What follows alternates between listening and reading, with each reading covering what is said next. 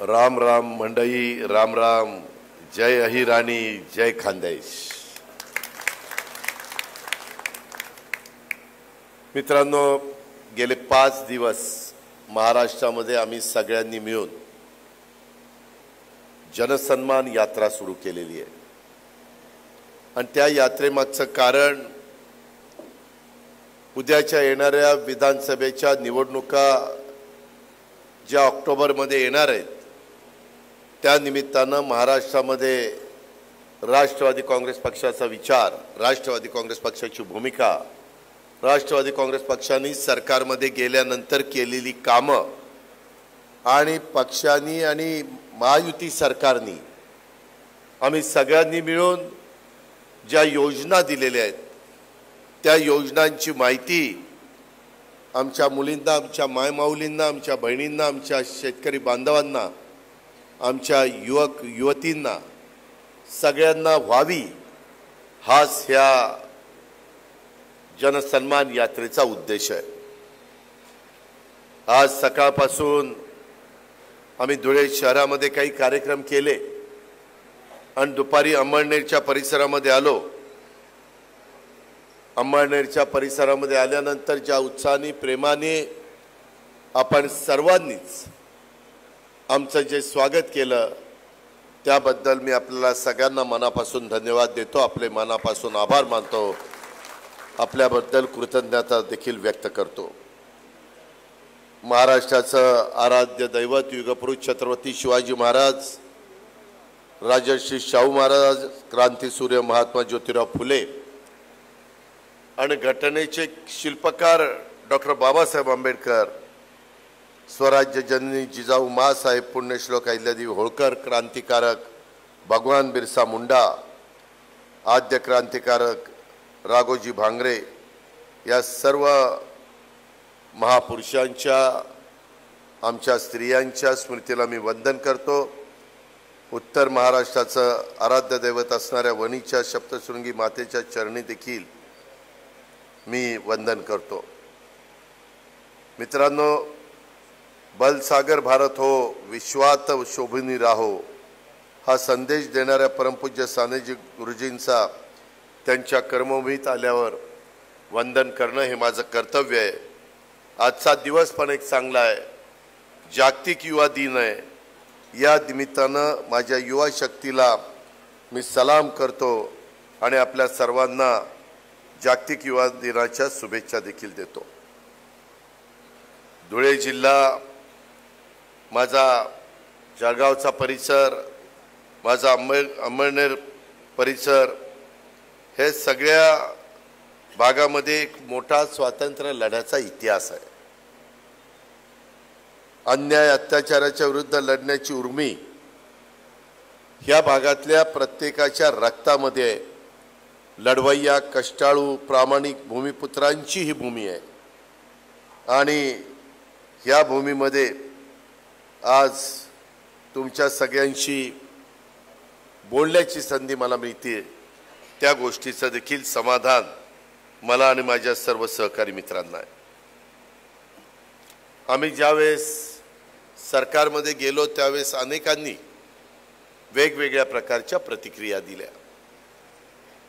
काही म्हणले जायला पाहिजे, काही म्हणले जायला नको होतं, काही जणांनी सांगितलं की हे असं करायला नको होतं, तसं करायला पाहिजे होतं. अंमळनेरकरांनो, मी आपल्याला सगळ्यांना, जळगावकरांनो सांगतो की आम्ही विकास करण्याच्या करता, आपापल्या भागातले, महाराष्ट्रातले प्रश्न सोडवण्याच्या करता, त्याच्यातनं निधी मोठ्या प्रमाणावर आणण्याच्या करता आणि या अर्थसंकल्पाच्या निमित्तानं आमच्या सगळ्या घटकाला चांगल्या प्रकारच्या योजना देण्याच्या करता आम्ही गेलो. आज इथं आत्ता अंमळनेरचे आमदार बोलत होते, त्यांनी बराच काही पार्श्वभूमी तुम्हाला सगळ्यांना सांगण्याचा प्रयत्न केला आणि तुम्ही सगळेजण एकाच भागातले असल्यामुळे तुम्हाला बऱ्याचशा त्या गोष्टी माहिती आहेत. आजपर्यंत आपण सरकारमध्ये गेल्यापासून अंमळनेर विधानसभा मतदारसंघामध्ये एकूण सगळ्या प्रकारचा निधी किती करोड रुपये आला? 2500 कोटी रुपये आणि पाडळसरेकरता 5,500 कोटीची सुप्रभात. 2,500 कोटी रुपये माझ्या अंमळनेर विधानसभा मतदारसंघामध्ये आले आणि 5,500 कोटीची सुधारित प्रशासकीय मान्यता पाडळसे धरणाला दिली. मित्रांनो, आम्ही सरकारमध्ये गेलो नसतो तर हे काम झालं असतं का? नसतं झालं. आम्ही तुम्हाला सांगितलं असतं आम्ही सरकारमध्ये नाही काय करणार. बर, दिवस महत्वाचा असतो. आपण शेतकरी बांधव, आपण बळीराजा. वापसा आल्यानंतर पेरणी करावीच लागते. पेरणी नाही केली, वापसा उडाला तर काही त्याचा उपयोग होत नाही, उगवणच होत नाही. हेही आपल्याला सगळ्यांना माहिती आहे. आणि त्यामुळं कुणाला दुखवायचं नव्हतं, कुणाला त्याच्यातनं त्रास व्हावा असं वाटत नव्हतं. फक्त आणि फक्त राज्यातल्या सर्व जाती धर्माच्या लोकांच्या करता आम्ही इतके वर्ष काम करतोय. अनिल भाईदास पाटील तर पहिल्या टर्मचे आमदार आहे. आम्ही लोक 7-7 टर्मचे आमदार आहोत. आमचे सुनील तटकरे साहेब 2दा खासदार झालेत, अनेकदा आमदार झालेत, वेगवेगळी पदं त्यांनी भूषवली. अमोल मिटकरी पहिल्या टर्मचे आमदार आहेत. आणि त्याच्यामुळं ह्या काळामध्ये कामं व्हायला पाहिजेत अशा पद्धतीचा विचार आम्ही सर्व आमदारांनी मनामध्ये आणला. 40-42 आमदारांनी साथ दिली. आणि त्यामुळं अंमळनेरकरांना राष्ट्रवादी काँग्रेस पक्षाची स्थापना झाल्यापासून माझ्या माहितीप्रमाणे ह्या जिल्ह्याला कॅबिनेट मंत्रीपद मिळालेलं नव्हतं. आपण गुलाबराव देवकरला राज्यमंत्री केलं, डॉक्टर सतीश पाटलांना राज्यमंत्री केलं, विधानसभेचे अध्यक्ष अरुणभाई गुजरातींना केलं. मंत्री ते नव्हते 99 पासून आतापर्यंत, 99च्या आधी होते. यावेळेस मात्र आमच्या मनात एक भावना होती की माझ्या धुळे, जळगाव, नंदुरबारला प्रतिनिधित्व द्यावं. मागच्या वेळेस ह्या जिल्ह्यांनी जवळपास 6 आमदार कृषीभूषण साहेबराव पाटलांच्या सहित ते अपक्ष निवडून आलेले होते. पण माझ्याबरोबर 5 वर्ष राहिले, पाडळसे धरणाकरता राहिले. आणि 5 घड्याळाच्या चिन्हावर निवडून आलेले आमदार. ही पण गोष्ट आमच्या दिलीप वाघ साहेबांना आणि बाकीच्या सगळ्या मान्यवरांना माहिती आहे, तुम्हालाही माहिती आहे. आणि त्याच्यामुळे या जिल्ह्यात एक महत्वाचा जिल्हा, खानदेशमधला जिल्हा, आणि त्या जिल्ह्यामध्ये माझा शेतकरी कापूस, सोयाबीन, मका, बाजरी, ज्वारी पिकं घेतो. काही पट्ट्यामध्ये केळींच्या बागा अतिशय सुंदरपैकी. ह्या माझ्या जळगावची केळी देशाच्या बाजारपेठेमध्ये जाते. हे सगळे प्रश्न, आपले काही धरणाचे प्रश्न, आपले काही बॅरेजेसचे प्रश्न, आपले काही उपसा सिंचन योजनेचे प्रश्न, हे सगळे सोडवण्याच्या करता आम्ही सगळे राष्ट्रवादी काँग्रेस पक्षाच्या माध्यमातून काम करत होतो. त्याच्यातच पाडळसे धरण, ज्याचा उल्लेख अनिल भाईदास पाटलांनी केला, मोठं क्षेत्र ओलिताखाली. माझा अंमळनेर तालुका तसा बघितलं तर खरीपाचा तालुका. त्याच्यामध्ये पाऊस नाही पडला तर अवर्षण प्रवण भागामध्ये मोडणारा तालुका. शेवटी माझ्या बळीराजाला वाटतं, माझ्या शेतकऱ्याला वाटतं की आमच्या अंगामध्ये पाणी आहे, परंतु आमच्या जमिनीमध्ये जोपर्यंत पाणी येत नाही तोपर्यंत आम्ही काही करू शकत नाही. त्याकरता 5,500 कोटीची सुप्रमात देऊन आपण त्याच्यामध्ये पाडळसे धरणाच्या साईटवर मी अनेकदा आलोय आणि त्याच्यातूनच आपण पाडळसे धरणाचं पाणी माझ्या अंमळनेरच्या परिसरामध्ये आणण्याच्या करता आपण बंद पाईपलाईनचा निर्णय त्या बाबतीमध्ये घेतलेला आहे. आणि त्याच्यातून तुमचा सगळं क्षेत्र ओलिताखाली आणण्याचा आमचा सगळ्यांचा मानस आहे. तशा पद्धतीनं आमचा सगळ्यांचा प्रयत्न आहे. आज मोठ्या कोट्यावधी रुपयाची कामं माझी ह्या भागामध्ये होत आहेत. त्या गोष्टीचं समाधान देखील मला निश्चितपणे आहे. आपल्या मतदारसंघातून तापी, बोरी, पांझरा, चिखली आणि माळंद या नद्यांसह अनेक छोटे मोठे नाले वाहतात. अनिल भाईदास पाटलांच्या काळामध्ये ह्या लहान मोठ्या नदी नाल्यांवर देखील आपण मृदा आणि जलसंधारण विभागाकडनं जवळपास 58 बंदराच्या कामांना 40 कोटी रुपये निधी आणला आणि जिल्हा परिषदेमधनं देखील 20 बंधाऱ्यांना 10 कोटी रुपयाचा निधी आणला। ह्या पद्धतीनं जास्तीत जास्त क्षेत्र माझं ओलिताखाली कसं येईल अशा प्रकारचा प्रयत्न हा आपण सगळ्यांनी मिळून केलेला आहे। इथून पुढे पण कामं आता अंतिम टप्प्यामध्ये, ती कामं करण्याच्या करता आता केंद्रात आपल्या विचाराचं सरकार आलंय। मला माझ्या जळगाव जिल्ह्याच्या महायुतीच्या तमाम कार्यकर्त्यांचे, पदाधिकाऱ्यांचे आणि मतदारांचे आभार मानायचे आहेत। जरी महाराष्ट्रामध्ये कालच्या लोकसभेच्या निवडणुकीमध्ये महायुतीला अपयश आलं तरी प्रचंड मताधिक्याने माझी रावेरची आणि माझी जळगावची जागा महायुतीच्या करता निवडून देण्याचं काम आपण सगळ्यांनी केलं। अंमळनेरकरांनी तर प्रचंड मताधिक्य आपल्या वाघताईंना दिलं, त्यामुळे 71,000चं लीड दिलं। त्याच्यामुळे तुम्ही तुमची जबाबदारी पार पाडलेली आहे, आता आम्ही आमची जबाबदारी पार पाडायची आहे आणि तशा पद्धतीने आम्ही कामाला लागलोय। म्हणूनच माझ्या शेतकरी बांधवांनो, ज्याचा उल्लेख अनिल भाईदास पाटलांनी केला, बरेच दिवस माझ्या मनामध्ये एक कल्पना घोळत होती की माझा शेतकरी 3ची मोटार, 5ची मोटार, 7.5ची मोटार चालू करायला जातो, त्यावेळेस लाईटचं बिल भरलं नाही तर त्याचं वीज कनेक्शन तोडलं जातं आणि मग त्याला विजेपासून वंचित राहावं लागतं। आज इकडे येत असताना मध्ये काही शेतकऱ्यांच्या शेतावर आम्ही गेलो, तिथं सोलरवर मोटारी बसवलेल्या आम्ही बघितल्या।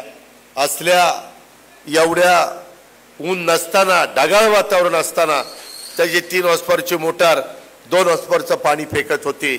शेतकरी समाधान व्यक्त करत होता। आता इथून पुढं तुमच्या महायुतीच्या सरकारने, आपल्या सरकारने 8.5 लाख शेतीपंप सोलर विजेवर देण्याचा निर्णय घेतलेला आहे। त्याचा फायदा देखील माझ्या महाराष्ट्रातल्या शेतकऱ्यांनी त्या बाबतीमध्ये घेतला पाहिजे। आम्ही महाराष्ट्रातल्या शेतकऱ्यांना त्या करता सावकाराच्या दारामध्ये पीक कर्ज घेण्याच्या करता वाटेल त्या व्याजामध्ये पिकाच्या करता पैसे आणण्याच्या करता जायला लागू नये म्हणून जळगाव जिल्हा मध्यवर्ती सहकारी बँकेचा व्याजदर काय पीक कर्जाला 3 लाखाला 3 लाखापर्यंत 0% व्याज माझ्या शेतकऱ्याला जळगाव जिल्हा मध्यवर्ती सहकारी बँक देते। फक्त अट एक आहे, माझ्या शेतकऱ्यांनी घेतलेलं कर्ज वेळेमध्ये फेडलं पाहिजे। वेळेत फेडलं तर 0% व्याज, वेळेत नाही फेडलं तर 12% व्याज। शेवटी तुम्ही मी आर्थिक शिस्त लावली पाहिजे। आपण जर चुकीचं वागलो तर बँका बुडतील, आपण चुकीचं वागलो तर ह्या जळगाव जिल्ह्यात पतसंस्था देशोधडीला निघालेले आपण बघितलं। महाराष्ट्रातल्या माझ्या ठेवीधारकांचे पैसे बुडालेले बघितलं। अख्खं संचालक बोर्ड जेलमध्ये गेलेलं आपण सगळ्यांनी बघितलं। त्याच्यामुळे त्या रस्त्याने आपल्याला जायचं नाही, आपल्याला स्वर्गीय यशवंतराव चव्हाण साहेबांनी दाखवलेल्या रस्त्याने आपल्याला जायचं। आपल्याला शाहू फुले आंबेडकरांच्या विचारधारेने पुढे जायचं आहे। ही राष्ट्रवादी काँग्रेस पक्षाची भूमिका आहे आणि म्हणून अंमळनेरकरांनो, यावेळेस माझ्या जळगाव जिल्ह्यात एकच आमदार दिला। आम्ही उद्याच्या तिकीट वाटपामध्ये सुनील तटकरे, बावनकुळे, देवेंद्रजी फडणवीस आणि एकनाथ शिंदे आम्ही सगळेजण बसू, त्यावेळेस कशा आपल्याला जागा जास्तीच्या घेता येतील हा प्रयत्न आमच्याकडनं होईल। परंतु त्याच्याकरता संजय पवार आणि बाकीच्या सगळ्या माझ्या सहकारी मित्रांना मला सांगायचंय, सगळ्या संघटनेच्या पदाधिकाऱ्यांना सांगायचंय, योगेशला सांगायचंय, रवींद्रला सांगायचंय, बाकीच्या सगळ्या माझ्या बांधवांना सांगायचंय की बाबांनो, आता आपल्याला तिथं जास्तीत जास्त जागा निवडून आणायच्यात। लोकसभेला आपला स्ट्राईक रेट 25% होता, तो आपल्याला 70, 75, 80% पर्यंत न्यायचा आहे। उमेश नेबाडेंनी पण तशा पद्धतीने प्रयत्न केला पाहिजे। माझ्या महिला सेलनी, माझ्या युवक युवतींनी आज देखील आता माझी सभा झाल्यानंतर, भाषण झाल्यानंतर काही लोकांना पक्षप्रवेश आपण देणार आहोत। बेरजेचं राजकारण आपण करतोय। जेवढं जास्तीत जास्त लोकांना आपलंसं करता येईल आणि त्याच्यातनं राष्ट्रवादी काँग्रेस पक्षाची संघटना मजबूत करता येईल, ह्या पद्धतीचं काम आपलं सगळ्यांचं भागाभागामध्ये चाललेलं आहे. आणि त्याच्यातनं जळगाव जिल्हा, माझा अंमळनेरचा परिसर, रावेरचा परिसर हा देखील कुठं मागं राहू नये, ह्या पद्धतीचं काम आपण सगळेजण करणार आहोत. पीक विम्याच्या पुढच्या काही दिवसात तुम्हाला त्याचे पैसे मिळणार आहेत. अंमळनेर मतदारसंघात संपूर्ण विमा बसलेला आहे. विमा बसवण्याची जी पद्धत आहे त्याच्यामध्ये तुमचा तालुका बसलेला आहे, त्याच्यावर तोही निधी तुम्हाला मिळणार आहे. शेतकऱ्याला, माझ्या बळीराजाला जेवढं काही देता येईल तेवढं देण्याची आमची तयारी आहे, आमचा तेवढा प्रयत्न आहे. आणि म्हणूनच आपल्याला अधिक जोमाने काम करण्याची गरज आहे. हे पण मला आजच्या या सभेच्या निमित्तानं तुम्हाला सगळ्यांना सांगायचं आहे. मागं माझ्या सोयाबीनला, कापसाला भाव कमी मिळाला, त्यांना आता हेक्टरी 5,000 रुपये अनुदान आम्ही देण्याचा निर्णय घेतलेला आहे. आता कांद्याची निर्यात बंदी ही कायमची उठवायची, अशा पद्धतीनं आम्ही केंद्राला सांगितलेलं आहे. हे आधारभूत किमती कापूस, सोयाबीन, मका, बाजरी, ज्वारी या पिकांना देखील कशी वाढवता येईल त्याकरता राष्ट्रवादी काँग्रेस पक्षाने पाशा पटेल यांना राष्ट्रवादी काँग्रेस पक्षाच्या कोट्यातून ती जबाबदारी त्या ठिकाणी दिलेली आहे. तेही सातत्याने त्या गोष्टीचा पाठपुरावा करतात. कारण मी महाराष्ट्रामध्ये फिरत असताना नेहमी महाराष्ट्राला सांगतो, शेतकरी मोडला तर राज्य मोडेल. शेतकरी जर ताठ मानेने जगला तर राज्य ताठ मानेने पुढे जाईल, ही माझी भूमिका आहे. आणि म्हणून अनेक प्रकारच्या वेगवेगळ्या योजना माझ्या शेतकरी वर्गाच्या करता देण्याचं काम आम्ही केलेलं आहे. जवळपास 44 लाख शेतकऱ्यांना 14,900 कोटीचं वीज माफी देण्याचा देखील क्रांतिकारक निर्णय आपण घेतलेला आहे. शेतकऱ्यांना, बऱ्याच जणांना माहिती नाही, अजून 50% शेतकऱ्यांना माहिती नाही. माझ्या राष्ट्रवादी काँग्रेस पक्षाच्या प्रत्येक कार्यकर्त्यांनी ह्या योजना शेवटच्या माणसाच्या पर्यंत पोहोचवल्या पाहिजेत. त्याकरता युवकांनी देखील मनापासून कामाला लागलं पाहिजे. सर्व घटकांनी त्यांना साथ दिली पाहिजे. मित्रांनो, ही सगळी कामं करत असताना आता शेतकऱ्यांनी 3, 5, 7.5 हॉर्सपावरच्या मोटरचं पुढचं कधी बिल भरायचं नाही, 5 वर्षाची ऑर्डर काढलेली आहे. आणि मागचं बिल देखील द्यायचं नाही, ज्याचा उल्लेख अनिल भाईदास पाटलांनी केला. हे मी अतिशय स्पष्टपणे तुम्हाला सांगतो. पण राहिलेल्या गोष्टीचा पुरेपूर फायदा घेऊन शेती मात्र उत्तम करा, दर्जेदार पिकं आणा. साधू संतांचा विचार सतत मनामध्ये, स्मरणामध्ये ठेवा आणि त्या विचारांनी समाजाला पुढे घेऊन जाण्याचा प्रयत्न करा. हा सगळा प्रयत्न खटाटोप करत असताना ज्यावेळेस पाडळसे धरणाचं पाणी माझ्या जळगावच्या शिवारामध्ये वेगवेगळ्या तालुक्यामध्ये फिरेल, त्यावेळेस आर्थिक सुबत्ता माझ्या जळगावच्या परिसरामध्ये आलेली आपणच सगळेजण उघड्या डोळ्यांनी बघाल. त्याला कुठेही दृष्ट लागून देऊ नका. त्याला अधिक कशी मदत करता येईल, अधिक चांगल्या प्रकारचं बियाणं, खतं, अधिक चांगल्या प्रकारची रोपं, अधिक चांगल्या प्रकारच्या फळबागा, अधिक चांगल्या प्रकारची फुलशेती ही पण करण्याच्या करता माझ्या बहादर शेतकऱ्यांनी त्या बाबतीमध्ये पुढाकार घेतला पाहिजे. अशा प्रकारची विनंती माझ्या सर्व सहकारी मित्रांना आहे. आज मला एका गोष्टीची जाणीव आहे. माझा हा सगळा परिसर खानदेशामध्ये मोडतो. खानदेशातील गावागावातील मोठा उत्सव म्हणजे कानबाई माता. काल खानदेशात कानबाई माता विराजमान झाल्यात. आज कानबाई मातेचं विसर्जन आहे. या निमित्तानं देखील मी कानबाई मातेला नमन करतो, तिला वंदन करतो, तिच्यापुढं नतमस्तक होतो आणि माझ्या खानदेशकरांना, अंमळनेरकरांना या सणाच्या मनापासून शुभेच्छा देखील देतो. मनापासून त्यांना त्याच्यामध्ये चांगल्या जी काही त्यांच्या मनात भावना असेल त्याची पूर्तता व्हावी अशा प्रकारची परमेश्वरचरणी प्रार्थना करतो. माझ्या कानबाई मातेला तशा प्रकारची प्रार्थना करतो। मित्रांनो, आज ह्या सगळ्या गोष्टी करत असताना आम्ही अनेकांचे मानधन वाढवले। महाराष्ट्रात फिरत असताना आम्हाला पोलीस पाटील म्हणायचे, आम्ही गावचा पोलीस पाटील, आणि आम्हाला मानधन किती तर 6,500। आम्हाला कमी वाटतं। खुरपणीला जाणारी बाई देखील महिन्याला जास्त कमवते, इतकी माझी वाईट अवलना आहे। आणि मग आम्ही पोलीस पाटलांना 15,000 रुपये नवीन मानधन केलेलं आहे। कोतवाल पण म्हणायचं आमचं काय, त्यांनाही महिन्याला आता 15,000 मानधन केलेले आहे। आशा सेविका म्हणायचं आमचं काय, त्यांना आता 10,000 रुपये नवीन मानधन केलेलं आहे। गटप्रवर्तकांना 7,200 रुपये मानधन केलेलं आहे आणि अंगणवाडी सेविकेला 10,000 रुपये मानधन केलेलं आहे। अशा पद्धतीनं आपण वाढ केली। संजय गांधी निराधार, त्याला 1,500 रुपये अनुदान केलंय महिन्याला। माझ्या श्रावणबाळ योजना, तिला 1,500 रुपये महिन्याला अनुदान द्यायचा निर्णय आपण घेतला। आता महिलांच्या करता आणि ह्या योजना ही वीज माफी हे सर्व जाती धर्माच्या लोकांच्या करता आहे, सर्व समाजाला। त्याच्यात ह्या जातीला पकडलंय त्या जातीला सोडलंय असं अंमळनेकरांनो आम्ही केलेलं नाही।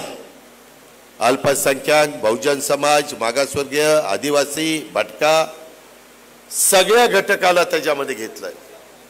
कुणालाही वाटतं कामा नये की आमचा का विचार केला नाही। ही कृती आम्ही महायुतीच्या सरकारच्या माध्यमातून केलेली आहे। उद्याच्याला मुख्यमंत्री आम्ही सगळेजण जळगावला ह्याच कार्यक्रमाच्या निमित्तानं दुपारनं येणार आहे। परंतु आपली राष्ट्रवादी काँग्रेस पक्षाची जनसन्मान यात्रा ही देखील महाराष्ट्रामध्ये फिरते। काही ठिकाणी जनसन्मान यात्रा राष्ट्रवादीची फिरेल, त्याचा प्रचार करेल। काही ठिकाणी भाजपची यात्रा फिरेल, ते तिथं प्रचार करतील। प्रचार करताना महायुतीचा प्रचार होईल। आता तुमच्या समोर हे घड्याळ दिसतंय, परंतु उद्याच्या 288 जागा लढवत असताना काही मतदारसंघामध्ये चिन्ह महायुतीचं घड्याळ, काही मतदारसंघामध्ये कमळ, काही मतदारसंघामध्ये धनुष्यबाण। ही गोष्ट लक्षात घ्या। माझ्या आई बहिणींना सबल करण्याच्या करता, सक्षम करण्याच्या करता वर्षाला 18,000 रुपये आम्ही देणार आहे। उद्याची 5 वर्ष ही योजना आपल्याला चालवायची। जवळपास थोडे कमी या वर्षातले काही महिने आणि पुढचे 5 वर्षातले 60 महिने सगळा हिशोब केला तर माझ्या एकेका महिलेला थोडे कमी 1,00,000 रुपये माझी लाडकी बहिणा ह्याच्यातून मिळणार आहे। 60, 65, 70 महिन्याचा विचार केला तर आज कोण कोणाला देत होतं? आज कोणी विचारपूस करत होतं? महिला कशा पद्धतीने त्यांच्या जीवन जगत होत्या? उद्याच्या 17 तारखेला त्यांच्या अकाउंटला भाऊबीज 19 तारखेला आहे, तरी आज महिला मोठ्या संख्येने मला रक्षाबंधन करतायत, मला राखी बांधतायत। भावाच्या नात्याने माझ्या बहिणींना देखील मी शब्द देतो, उद्याच्या 17 तारखेला तुमच्या अकाउंटला बँकेच्या राज्य सरकारच्या वतीनं माझी लाडकी बहीण योजनेत 3,000 रुपये तुमच्या अकाउंटला जमा होणार आहे। माझ्या मुलींना, इथं बघा, मुलींना फ्री शिक्षण। माझ्या गरीब घरातल्या मुलींना ज्यांना आई वडिलांना शिकवता येत नाही, आई वडील ऐपत कमी असल्यामुळे तिचा शिक्षणाचा खर्च करत नाही, या मुलींच्या करता आम्ही 50% सवलत दिलेली होती। त्याच्यातनं पण त्यांना शिक्षण घेता येईना, कारण 50% राहिलेले त्यांचे आई वडील भरू शकत नव्हते। मुलगी शिक्षणापासून बाजूला जायची आणि तिला वाईट वाटायचं की मी गरिबाच्या पोटी जन्माला आले म्हणून मला पुढचं शिक्षण घेता आलं नाही। आता मात्र ती तिची शंका, ती तिची अडचण आम्ही दूर केलेली आहे। आता गरीबातल्या गरीब घरातल्या मुलीला देखील शिक्षण कॉलेजचं मोफत देणारे, सगळी फी सरकार भरणार आहे। आता त्या मुलीला डॉक्टर करा, इंजिनियर करा, वकील करा, IAS करा, IPS करा, UPSC करा, MPSC करा, ज्याची आवड असेल पायलट करा, ते शिक्षण त्या मुलींना घ्यावं। तुम्ही गरिबांनी प्रत्येकाच्या घरातल्या मुलीला शिकवा, त्याच्यामध्ये आपण सरकारमधनं त्याची शिक्षणाची व्यवस्था केलेली आहे. हे कुणा करताय? गरिबा करताय. हे सरकार कुणाचं आहे? सर्वसामान्यांचं आहे. ह्या योजना कुणाच्या करताय? गरिबीतनं त्यांची आर्थिक परिस्थिती सुधारावी त्या घटकाच्या करताय. आणि म्हणून ह्या सरकारने ह्या चांगल्या चांगल्या योजना आणल्यात.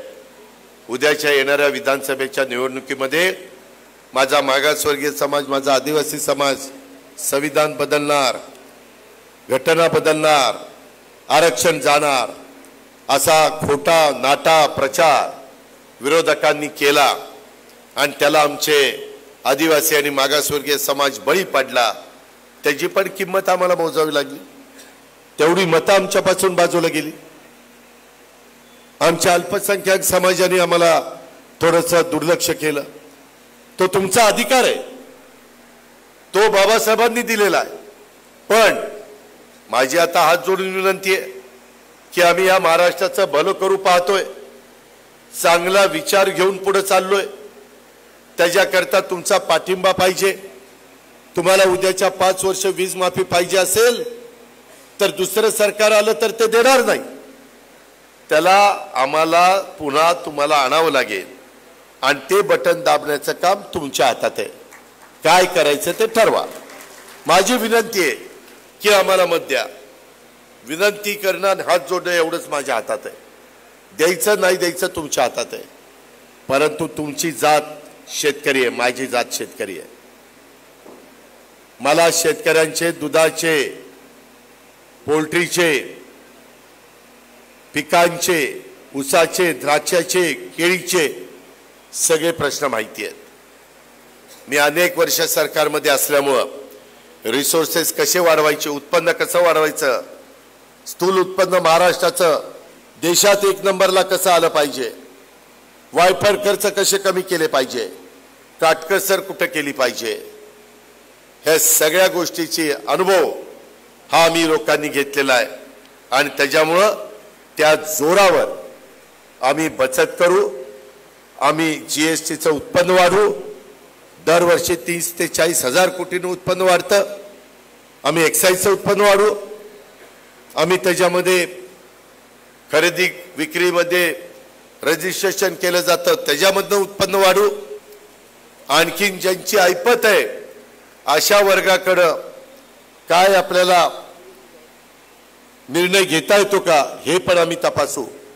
परंतु गरीब वर्गाकरता, मध्यम वर्गीयाच्या करता जेवढं काही भरभरून देता येईल तेवढं देण्याच्या करता हा अजित पवार तुमच्या समोर आहे. अजित पवारचा वादा आहे. तो वादा आम्ही कधी वाया जाऊन देणार नाही. माझ्या महाराष्ट्रातल्या त्या सगळ्या घटकाला, माझ्या युवक युवतींना, प्रशिक्षणार्थीला जवळपास सगळे मिळून 75,000 कोटी रुपये आपण खर्च करतोय. एवढा पैसा माझ्या ग्रामीण भागामध्ये आल्यानंतर, माझ्या शहरी भागामध्ये आल्यानंतर त्याच्यातून तुमच्या अर्थव्यवस्थेला बळकटी येणार आहे. हा पैसा आमच्या मायमाऊली, आमचे बाकीचे लोक मार्केटमध्ये खर्च करतील. त्याच्यातनं मार्केटची उलाढाल होईल. छोट्या मोठ्या दुकानदारांचा धंदा होईल. ही पण आपण काळजी घेतली पाहिजे. आणि त्याकरता आम्ही सरकारमध्ये गेलो. 2,500 कोटी रुपये अंमळनेरला द्यायला सरकारमध्ये गेलो. पाडळसे धरणाची कामं पुढे गतीनं नेण्याच्या करताच सरकारमध्ये गेलो. सुप्रमा देण्याकरताच सरकारमध्ये गेलो. आणि ह्या लोकोपयोगी, लोकाभिमुख योजना आणण्याच्या करताच सरकारमध्ये गेलो. हे मात्र आपण लक्षात घ्या. कुठेही भावनिक करण्याचा कोणी प्रयत्न केला तर त्याला मात्र आपण बळी पडू नका. अशा प्रकारची विनंती मी माझ्या तमाम अंमळनेरकरांना, जळगावकरांना ह्या सभेच्या माध्यमातून त्या ठिकाणी करतो. इतर पण बऱ्याच बाबी आपण अंमळनेरकरांच्या करता केलेल्या आहेत.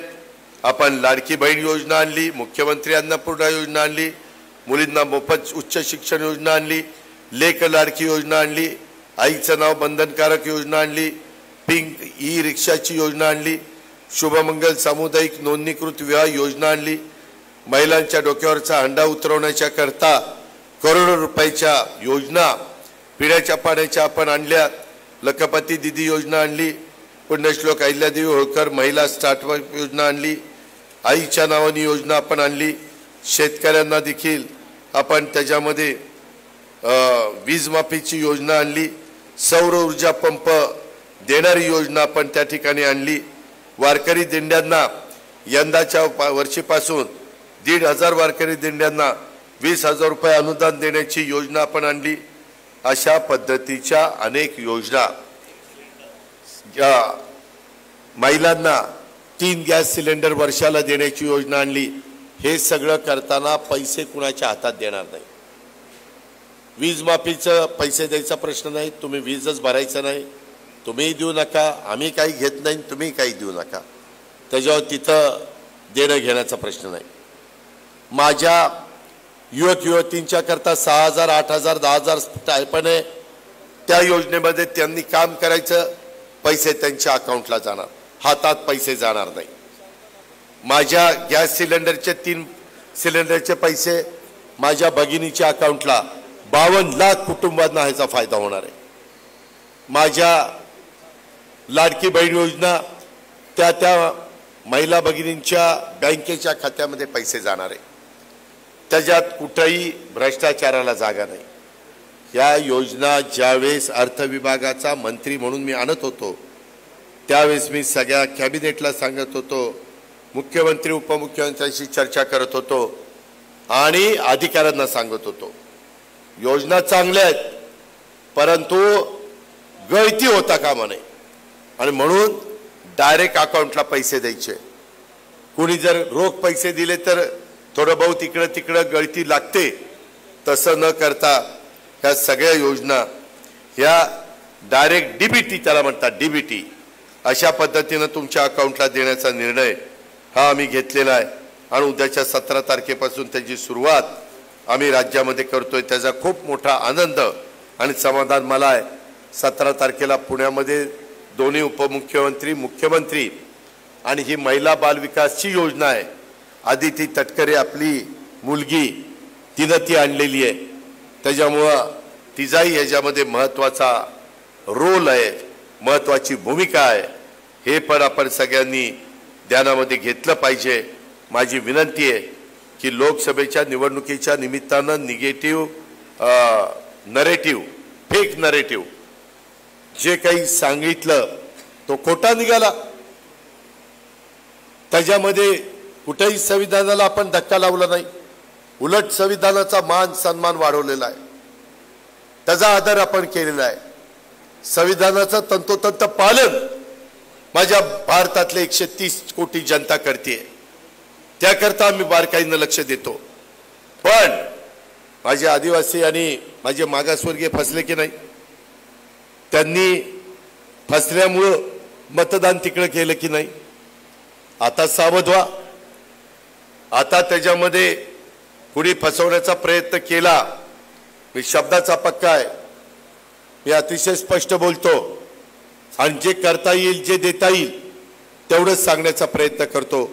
आणि म्हणून अंमळनेरकरांनो, ह्या सगळ्या योजनांच्या बाबतीमध्ये आपण महायुतीच्या पाठीशी उभं राहण्याचं काम केलं पाहिजे. आज करोडो रुपयाचा पैसा माझ्या महाराष्ट्रामध्ये वेगवेगळ्या भागामध्ये जाण्याच्या करता तुम्ही महायुतीचं सरकार सत्तेवर आणण्याच्या करता आम्हाला सगळ्यांना साथ दिली पाहिजे, आशीर्वाद दिले पाहिजेत. आमचे जे खुणा आहेत त्याचं बटन दाबायचं काम त्या ठिकाणी केलं पाहिजे. अलीकडच्या काळात कापूस पिकावर गुलाबी बोंडअळीचा प्रादुर्भाव याचं प्रमाण वाढल्यामुळं कापूस उत्पादनात सातत्याने घट होतीये. यावर कृषी संशोधकाकडून अभ्यास करून प्रभावी उपाययोजना करण्याचा आमचा सगळ्यांचा प्रयत्न आहे. ही पण गोष्ट तुम्ही सगळ्यांनी ह्या सभेच्या निमित्तानं ध्यानामध्ये घ्या. कुठली अडचण असेल तर तुम्ही ती अडचण आमच्या लक्षामध्ये आणून द्या.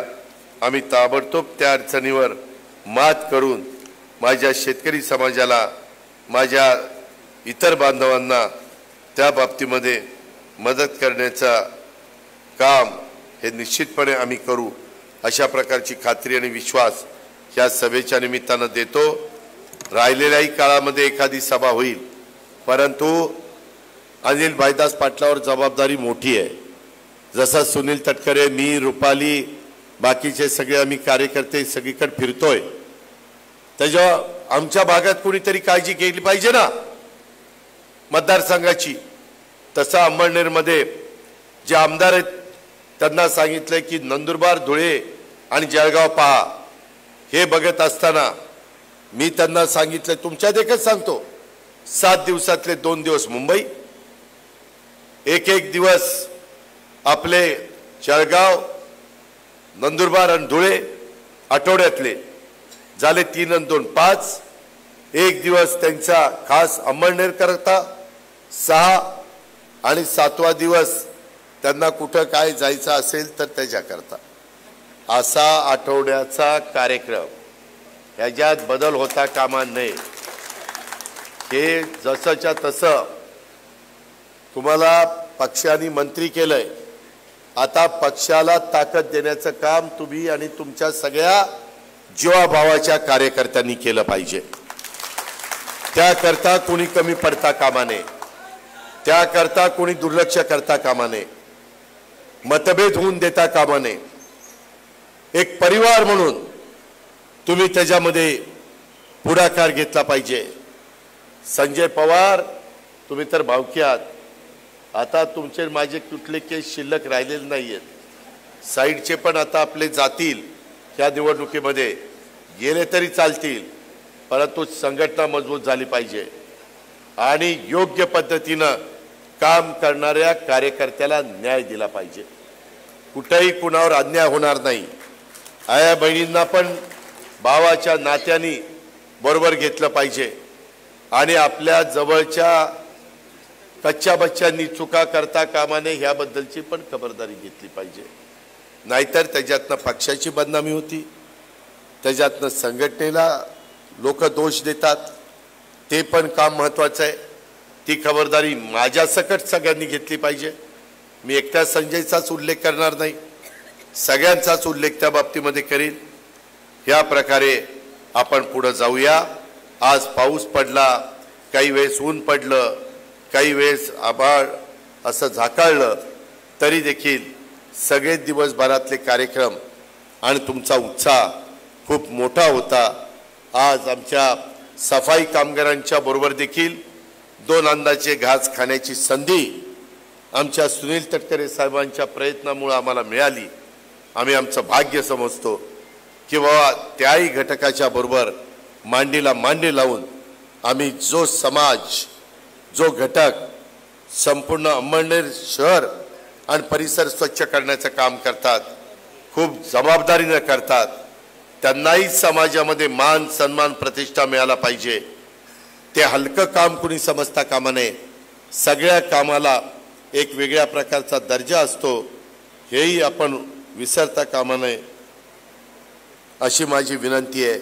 आता इथं एवढ्या सगळ्या बसणाऱ्यांनी उद्याच्या येणाऱ्या निवडणुकीमध्ये हौसे, नवसे, गौसे असे बरेच जण उभे राहतात, परंतु आम्ही महायुतीतनं योग्य उमेदवार देण्याचं काम करू. आम्ही महायुतीचा उमेदवार जो ह्या भागामध्ये देऊ त्याला निवडून आणणार ना, आणणाऱ्यांनी हात वर करा. नक्की बर का?